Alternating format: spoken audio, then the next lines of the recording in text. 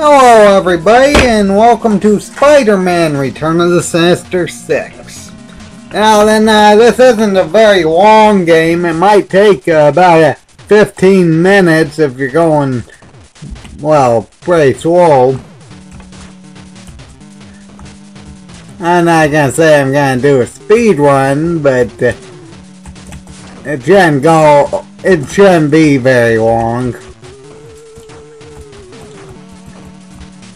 Now then, yes, there's a score system in this game, but it really doesn't have any sort of high score. It's more of a, you get 1,000 points and you get an extra health bar, which is indicated on the far left corner. Yeah, you want to try avoiding those electrical attacks.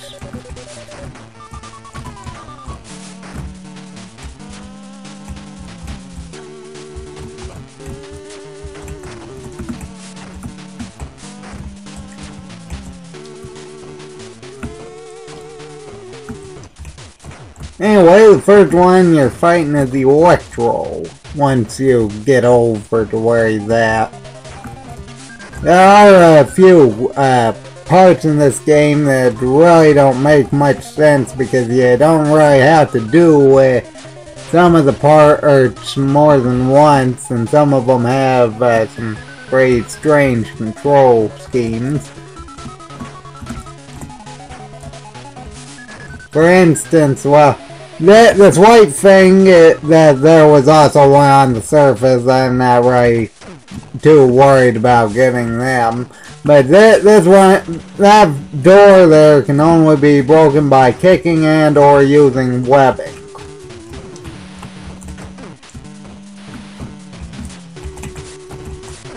Anyway, you gain an extra health bar if you beat a boss.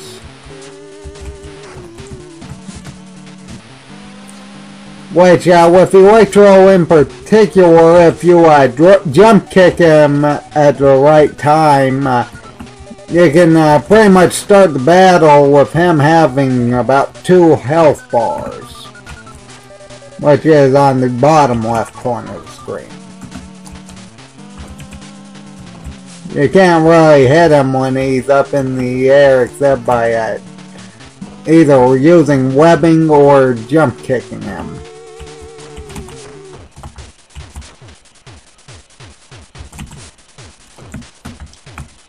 Which, you can't actually just jump and kick. You actually have to be on your web and drop and then hit the attack button again.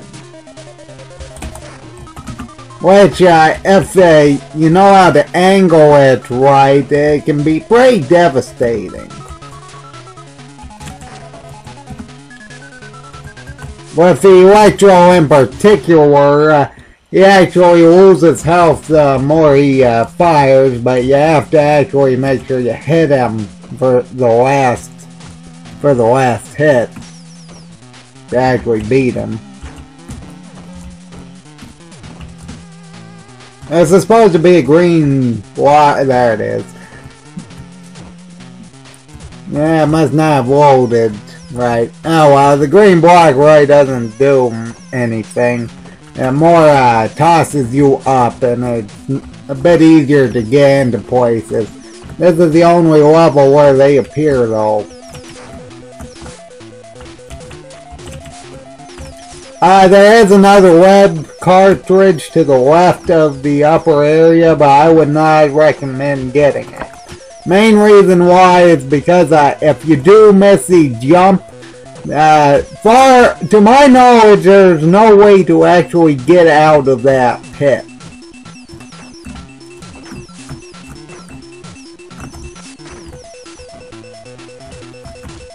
So I would highly advise avoiding that cartridge over there.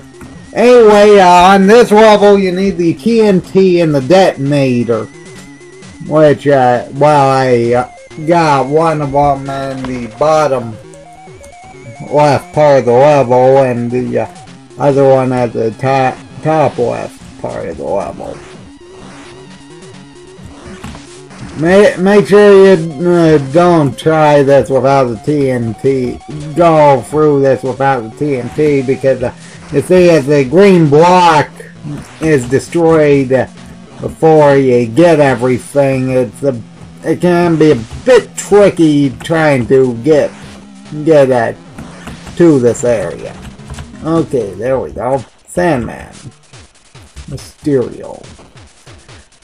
Okay, Mysterio is the first one you have to fight 4 times. Was it 4? Yeah, it must be 4. I think I'm thinking about Doc Ock. Anyway, what you want watching this level are those claw things. I'm not sure what they are. But, you see, the way the attack mechanism on this game works is the longer you actually press the attack button when you're actually holding the attack, the more dangerous it is. But it will stop in like 2 seconds, so you gotta be careful not to do anything. Anyway, I would highly suggest getting the item on the far left here, because you see, this next area is completely dark. You can see enemies. It just turns up gray for everything. Anyway, there's another web canister over here. As I said, I'm not worried about getting them. I mean, actually, I think the web canisters are actually weaker. Are actually weaker than your normal attack. So I would highly recommend staying away from the web canisters because, well, you probably want to make sure you can deal the most damage. Anyway, yeah, those clawmen, as they hit you, they can drain like 3 bars off your health. Because you see, it does the exact same thing yours does. Anyway, for this place here with the blue, this is one of the areas I was talking about. The only way you can get up is pressing jump and holding up.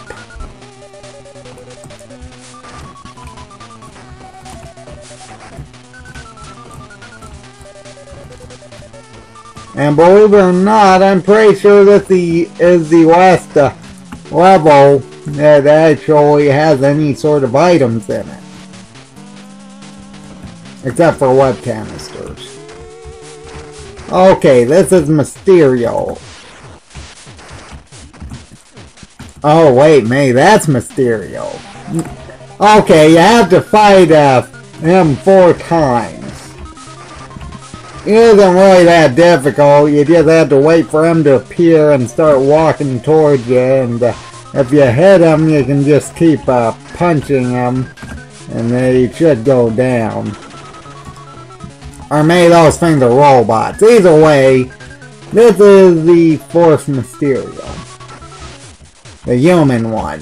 If you do attack him before he appears, you better watch out because he can get a counter attack on you because he goes right behind you.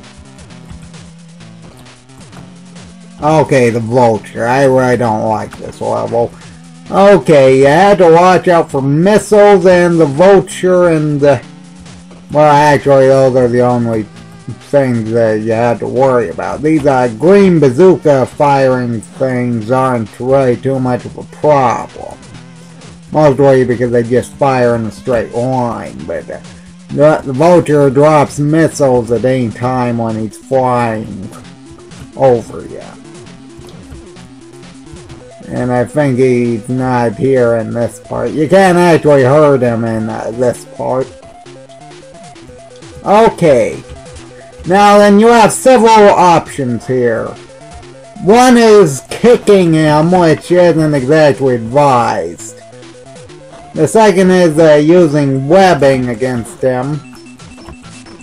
And the third is waiting for him to drop down to your level. Now, I would really advise waiting for him to drop down because, well, if you do miss while in the sky, he's very dangerous. Mostly because of that swipe attack. Wrong button. Anyway, for the most part, he actually falls the highest height you'll have. Which essentially means you just had to be standing on top of one of the buildings and sort of wait for him to follow you up there. Then you can go down to the ground floor and wait for him to drop down like that.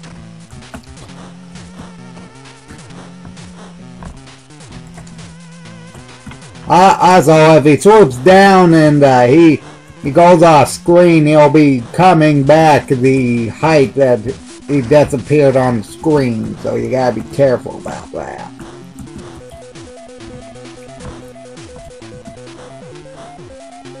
He also drops missiles, but I really wouldn't advise going up from over the building you're using. There are 3 buildings here. I think the center one's probably the easiest to do with. Okay, hobgoblin. Okay, these are clubmen, and those are bats. Make sure the bats don't hit you because they can do a constant damage. Anyway, the general strategy for clubmen is jump right behind them, turn around and sit while attacking, because if you stand and attack, you move slightly the way you're attacking, which essentially means that you might get in front of it, and believe me, those things are just like clawmen, and they can deal a ton of damage. I really wouldn't advise going over because, well, they start throwing their clubs.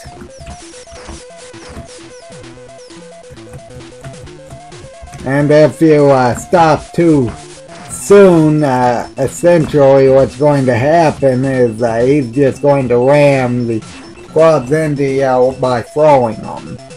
Okay, hobgoblin. You'll well be wanting lead canisters for this. Okay, out. It just may take 3 of them.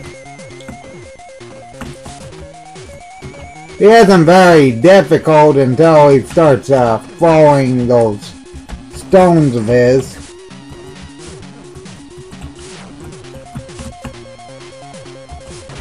Okay, there we go. Yeah, he isn't that difficult. Doc Ock. Okay, my personal suggestion for this level, make sure you're out of webbing. Seriously, you don't want it. Mostly because it's just weak. It takes 3 hits to kill pretty much anything here.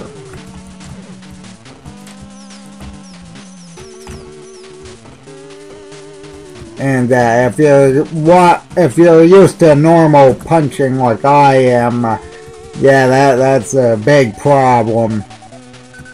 And make sure you jump over the clawmen, and make sure you run out of webbing for clubmen that are coming up, because you don't want to hit them with webbing.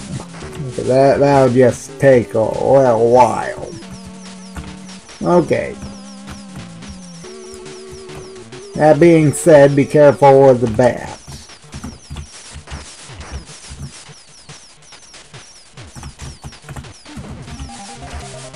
I'm actually doing pretty good. Okay, once there's 3 green ones, you'll know you're at the castle. Okay, Doc Ock's home base. Now, my suggestion would be to hit him 3 times and then jump kick over him. Because, you see, this guy, he sort of hits his attack actually hits behind him, so Yeah, that can be a bit difficult to deal with. If he does get on the second level, he will pretty much stretch his arms down and shoot the thing at you. Anyway, that is Spider-Man Return of the Sinister 6. Hope everybody enjoyed watching, and have a good day. Have a good day.